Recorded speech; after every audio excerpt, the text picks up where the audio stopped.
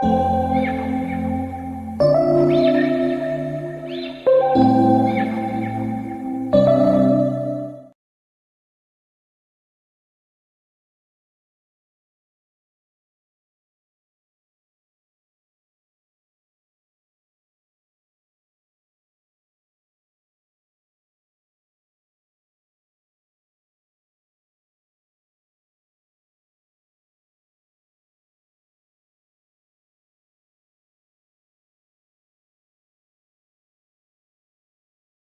going to talk about 4 things, and I'm going to explain to you guys how it's all a domino effect. So the first thing I want to talk about is the most obvious reason why, you shouldn't have an IV, and that's because of the restriction of movement. Now, this may not sound like a big deal, but it actually is. The birth process is naturally dependent upon the release of hormones, and the release of those hormones are only going to take place if the mom is feeling safe and comfortable. And if you are hooked up to an IV, you're restricted to a bed. No, you're not strapped down to the bed, but it's going to make it difficult and it's going to make it uncomfortable for you to change positions in bed or to get up and walk around. Being hooked up to an IV will have you in the hospital bed in a less optimal birthing position, and that will dictate how your labor unfolds. It creates unnecessary discomfort and can lead to complications very slowly. The second danger that I want to talk to about IVs is fluid balance. There is a delicate fluid balance that a woman must maintain when she is in labor. Hospitals are administering anywhere between 100 to 200 milliliters of fluid in your IV an hour. If that same woman decides to get the epidural, they're going to give her even more fluids before the epidural so it can counteract the side effect of an epidural, which again is a drop in blood pressure. If you're dehydrated, that has the potential to slow your labor down, and it increases the rate for a C-section. But if you have a fluid overload, it can cause painful swelling in your arms, in your legs, and your breasts. It can also create excess fluid in your baby when your baby is born at birth. This is known as edema, and these side effects can last for several days after you have given birth. Your body naturally already has fluids to lose after you've given birth. So if you add on liters of fluids, you're only making it harder, or you're giving your body more work to do. And let's not forget that your bladders are already in a very delicate state because they just been kicked around by your baby for the past couple of months. Now, the third thing that I want to talk about is a side effect from edema. And edema is the cause of some very common breastfeeding challenges. Edema makes it very difficult for your baby to latch on because your breasts are so swollen. And it also makes it very painful for the mom trying to get the baby to latch on because your breast is so swollen. Difficulties latching on leads to a cascade of other problems. Having a poor latch does not stimulate milk production. And when you don't stimulate milk production, or you're not feeding your baby, then you have to resort to supplemental feedings, which formula feedings. And put that on top of not releasing milk skin to skin contact, you're not sending that signal to your body that it needs to produce milk.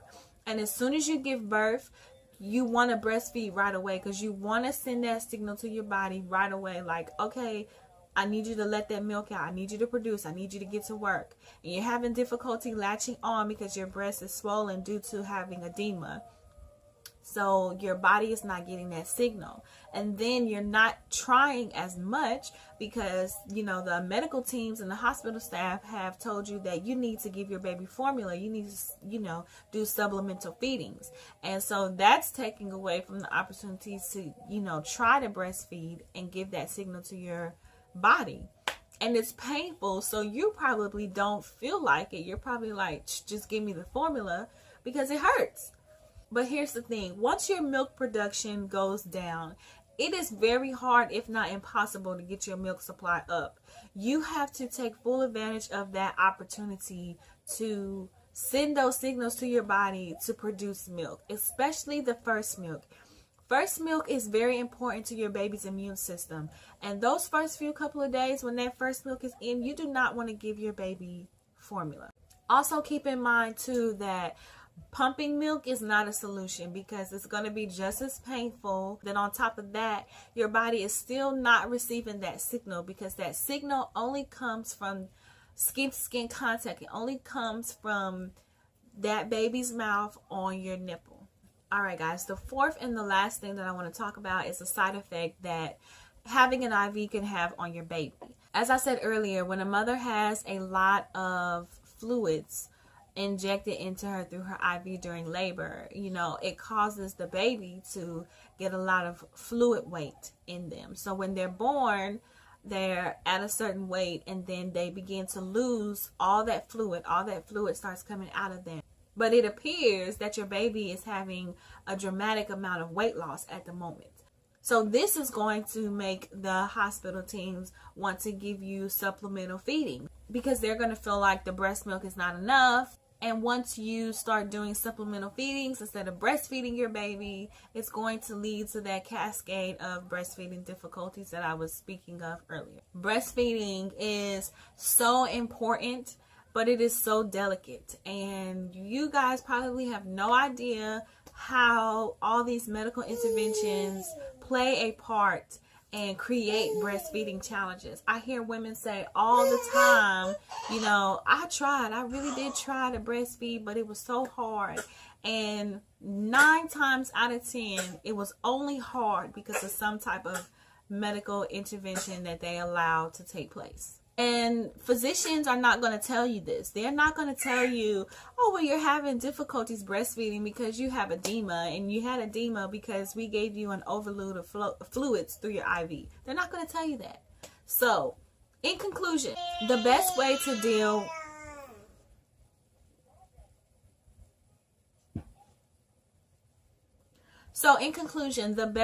deal with a fluid intake is to do it naturally, orally.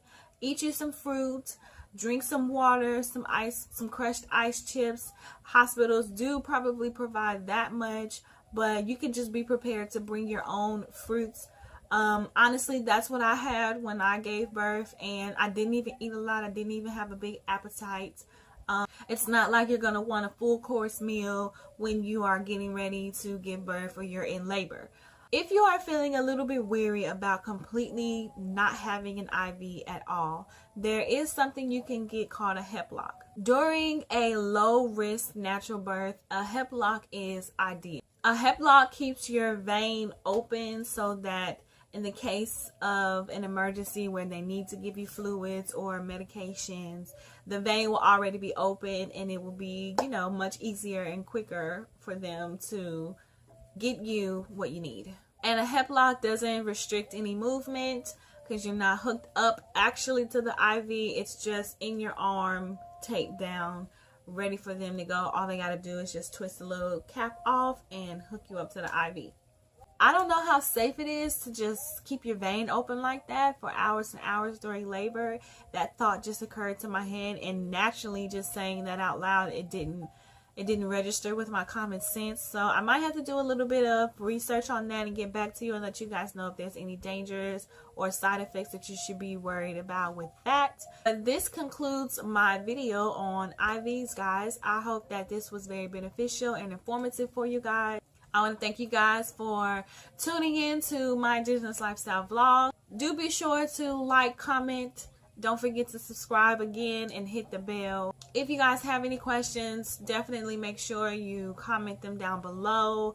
I always have the link to my website in the description box below. So if you guys want to get more information on IVs, I have that available on my website. And I have more information about medical interventions and other types of medical interventions in case you may be unaware of what exactly is a medical intervention.